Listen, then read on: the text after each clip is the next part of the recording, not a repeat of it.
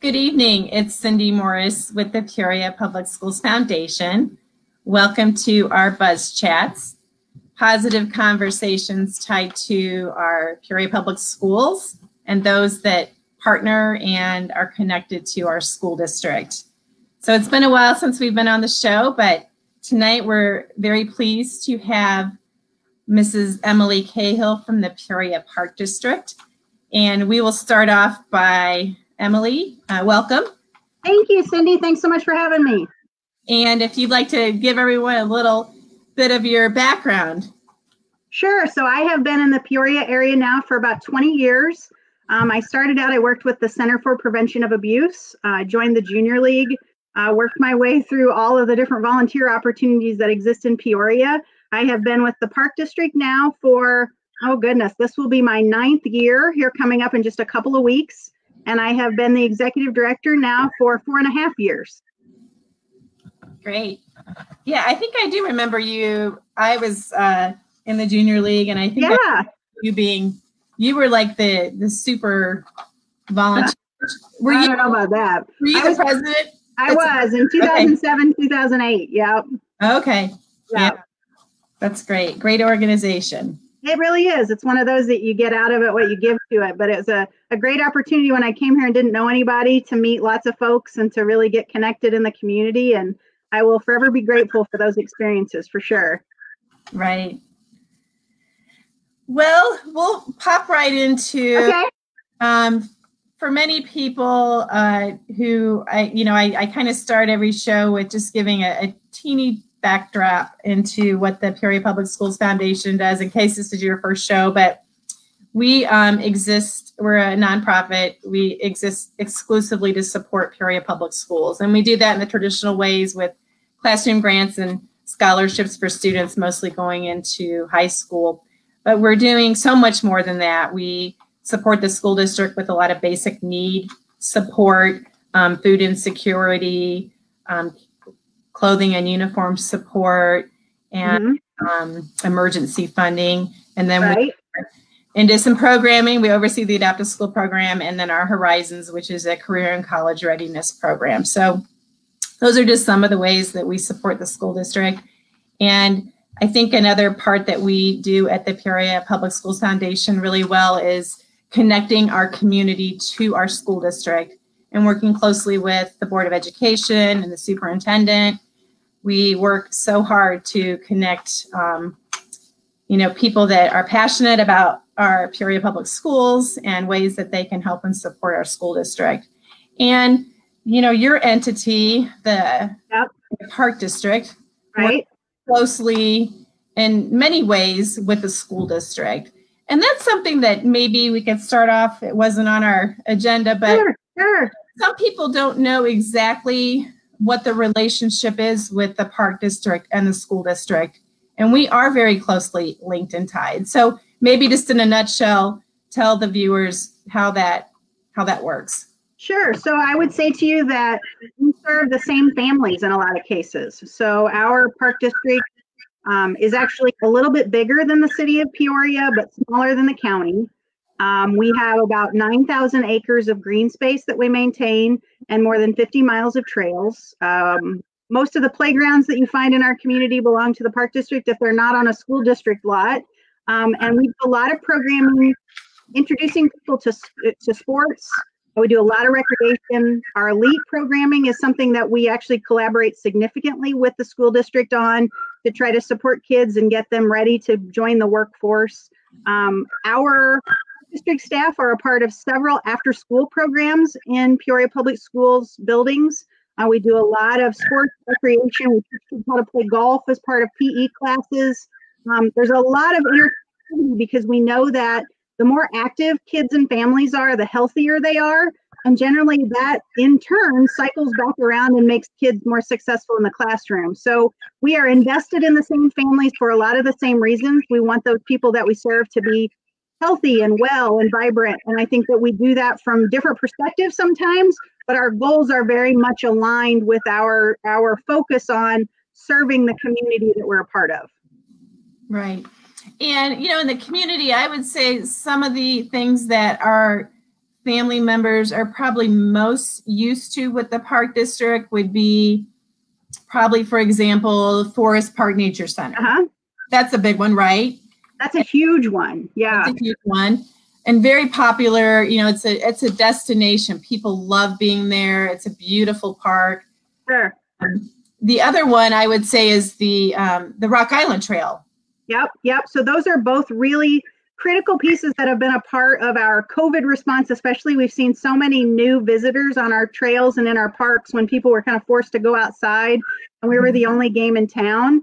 A lot of people don't realize that things like Peoria Zoo, the Peoria Playhouse Children's Museum, even Owens Ice Center, Riverplex are all a part of the Park District as well.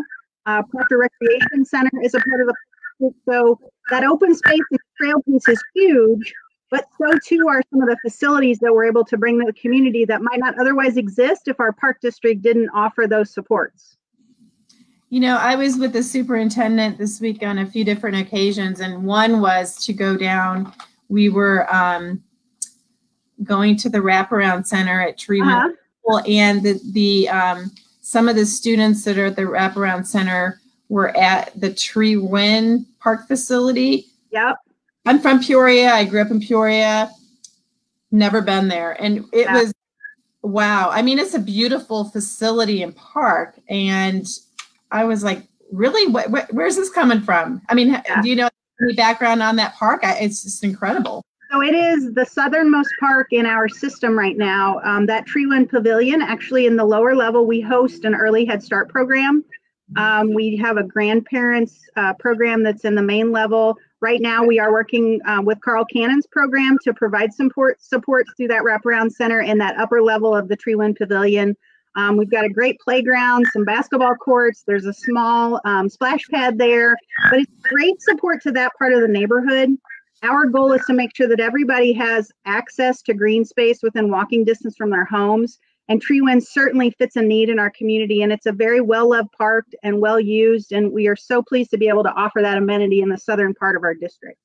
Yeah, that's great. So this is a question we ask a lot of people, and this is definitely in relation to our pandemic and yep. What is your organization's pivot in 2020 since the COVID hit? Okay, wow, that's a really interesting one for us. So basically, I said this I don't know how many times in a public conversation, but if you think about park districts, our job is to bring groups of people together to have fun. Well, in the COVID, that doesn't work so well, right? And so we have really had to think about improving our technology, thinking about doing things like this, right? Talking with people and connecting with them virtually. We spend a lot of time, I think, undervaluing parks and trails. And it's really, really important that everybody understands the value of those. And so we have re-looked at how we prioritize, and we're spending a lot of time promoting parks and trails to people as that amenity that's available no matter what. But we are taking this opportunity to look at our programming inventory to try to make sure that what we are providing is the best complement to everything else that's going on in our community. When we were forced to close some of our facilities, we put our recreation staff out into our parks. So they were on mowers, they were picking up trash, they were doing all that work to try to keep our expenses down. But what that did was provided this really fantastic opportunity where we learned about each other as a team. Mm-hmm. And so our pivot has really been to think about the park district not as parks and recreation, but as the park district, really being one organization serving each other. And so when we come back, we look forward to coming back to those normal crazy levels of programming. But when we do that, we're going to do it in a different way. And we're going to collaborate internally in a way that I think is going to make our programming, I hope, more robust and valuable to our community. Yeah. And what would you say with your organization? Was there one part of your programming or your facilities that were impacted the hardest? I think I know the answer to this one, but. Well, yeah. And so it is the one actually that is how I connected first with the park district. So when I joined the Junior League, as we talked about at the very beginning, one of my very first placements was to be a part of the team that built the Peoria Playhouse Children's Museum. And so that is a thing that was how I first connected with the Park District too, and got to know Bonnie Noble and the staff in the district, was through that project as a volunteer. And that facility closed on March 15th, and it is still not open to our community. And it is something that it hurts my heart to see that building empty and to not hear all those kids running through there screaming and yelling and having a blast. But that program is also one that I'm really, really proud of the work that Rebecca Schulman, the director there, has done to take that program virtual, to reach kids where they are, to help them be explorers and creators of the world wherever they are, and to let people think that about and really be mindful of the fact that they can experience the Playhouse anywhere. But that building remains closed. I don't know that we see the path for when that can reopen. It really will take all the way to that phase 5 that the governor talks about with a vaccine before that building can reopen. So that is one that we had to lay off most of the staff and reposition other people, and it has been very, very difficult. Everything else has kind of come back at some level, even if it's what we call dimly lit, just kind of there. But that Playhouse has been one that facility has to remain closed, but we are trying everything that we can to still provide those experiences. Our kids haven't stopped growing, right? I see that with my own kids, the things they're missing, those milestones, we want to make sure that if we can be a part of those as the Playhouse and the Park District, that we're still doing that, even if we're doing it in a different way than we did before. Well, and Rebecca has done a great job, because the whole point of the museum is hands-on, and whenever, it had to shut down, and it's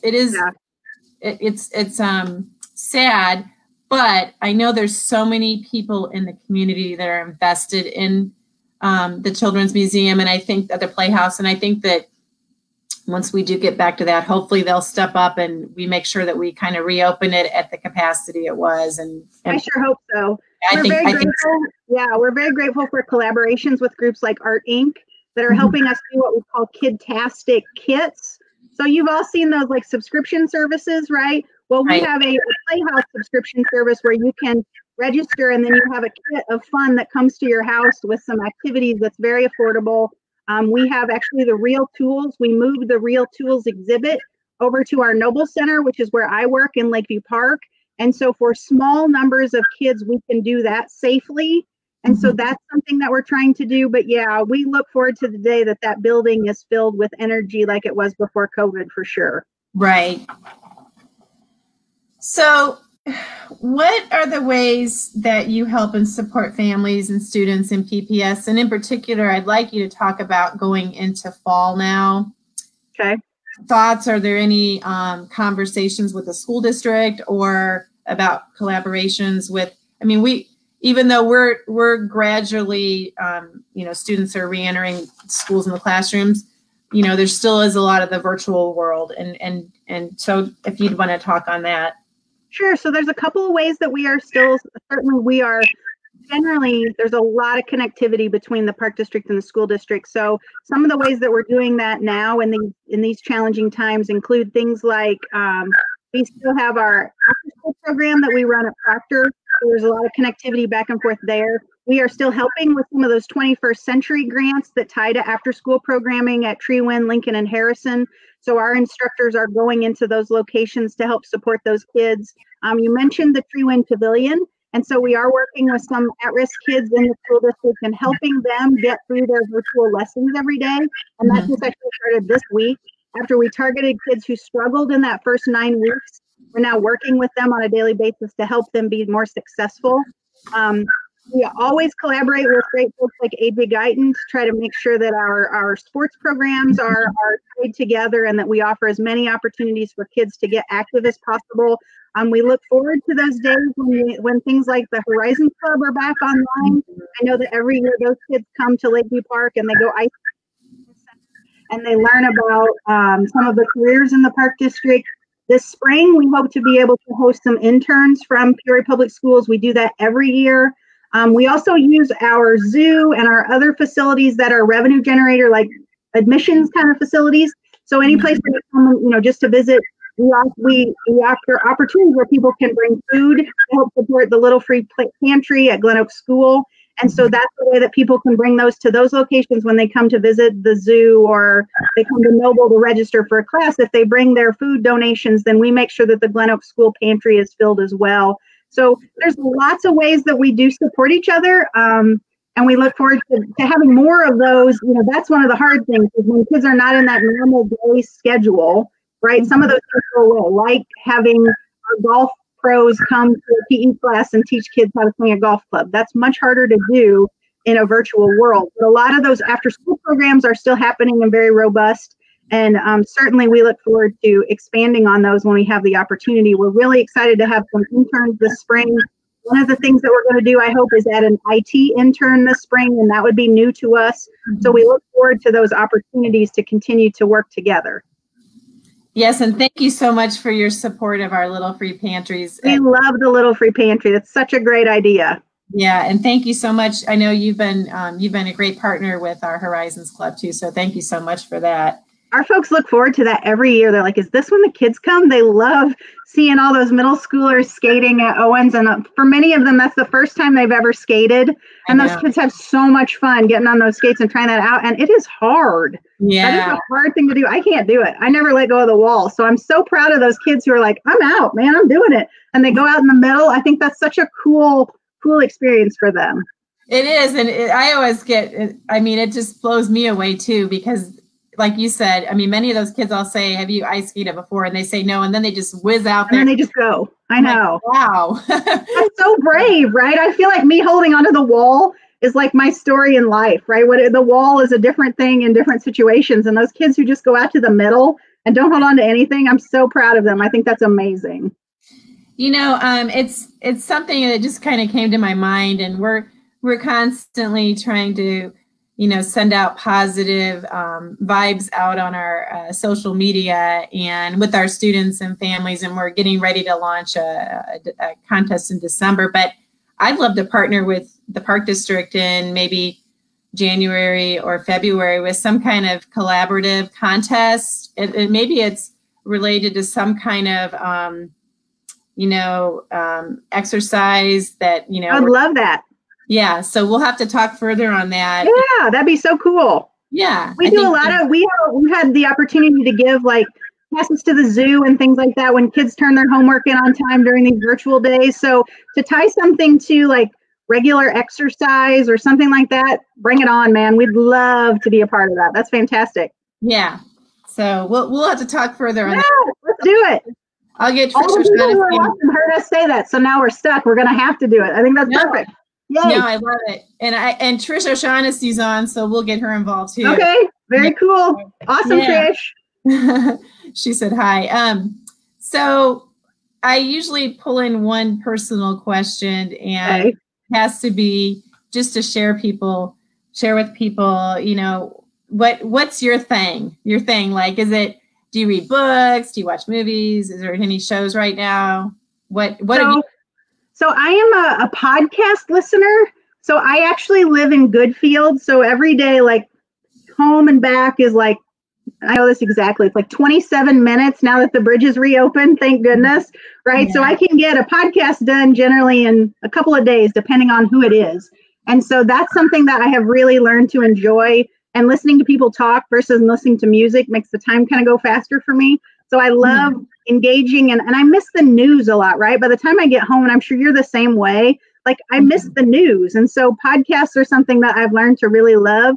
I'm also embarrassed to tell you that I am just now, like I might be the last person on the planet. I just started like 2 days ago watching Game of Thrones.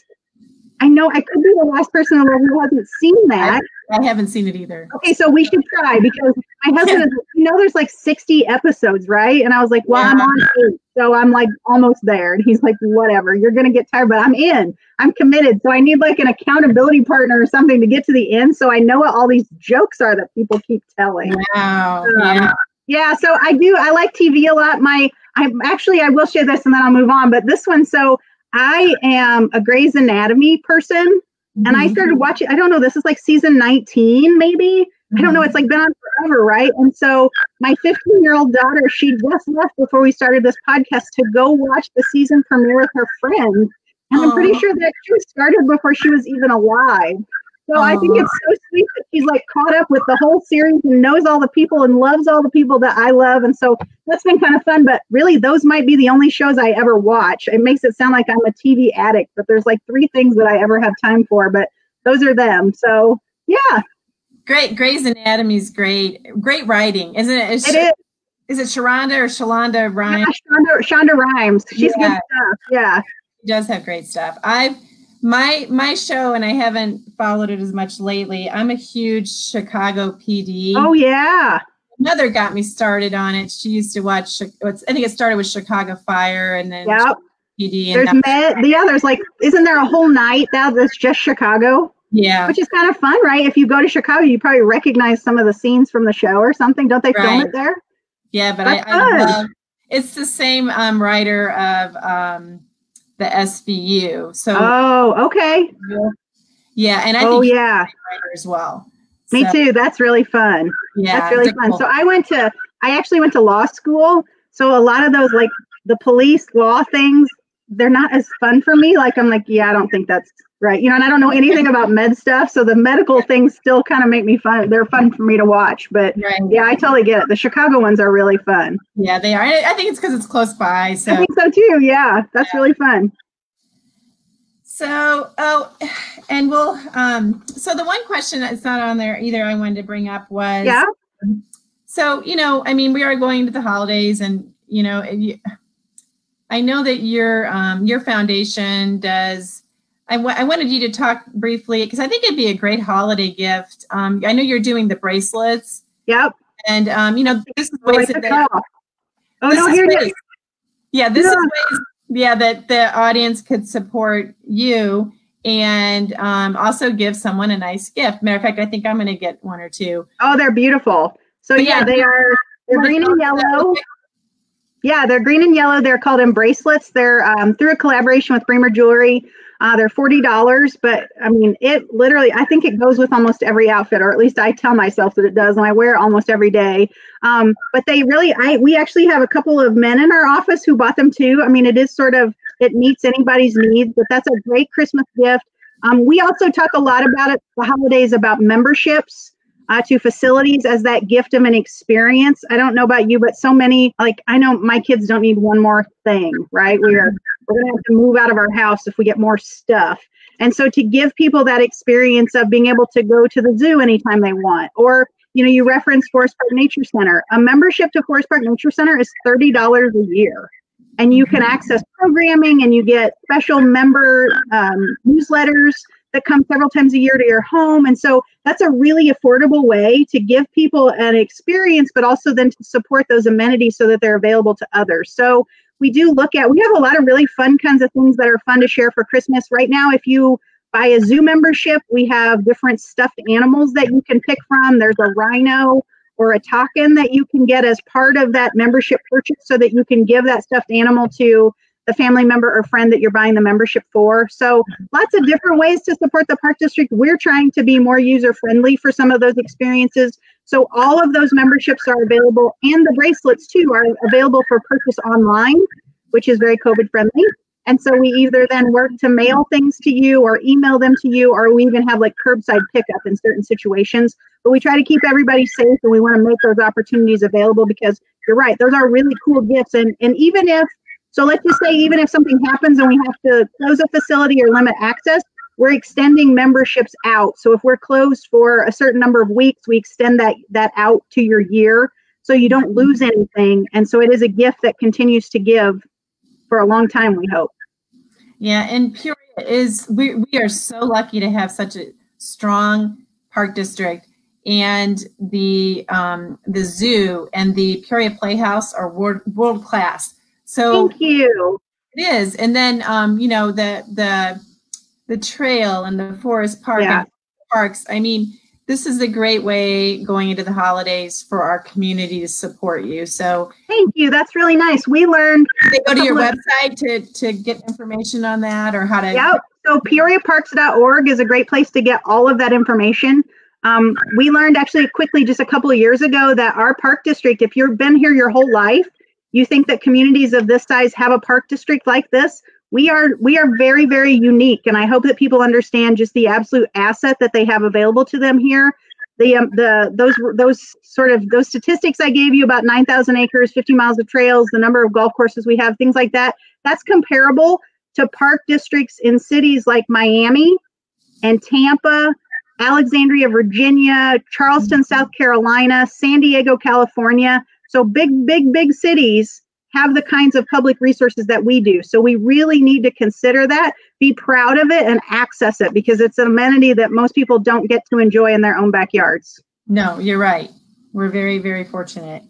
And I've been talking about on these buzz chats that when COVID hit, I got a bike, and I've fallen in love all over again with the trail, and I love it so much. And there's just something about being outside, and it's just a wonderful trail. So. I agree. It does so much for your physical, mental health. It's amazing. Yeah. Everybody should get out there more, even in the cold. We were just talking about that the other day, that even as cold weather is coming, put on a hat and some gloves, man. You can still get outside and enjoy that sunshine, and it makes makes your heart beat a little faster, but that cold weather is good for you. So don't stay inside and think you can't get outside if it's chilly.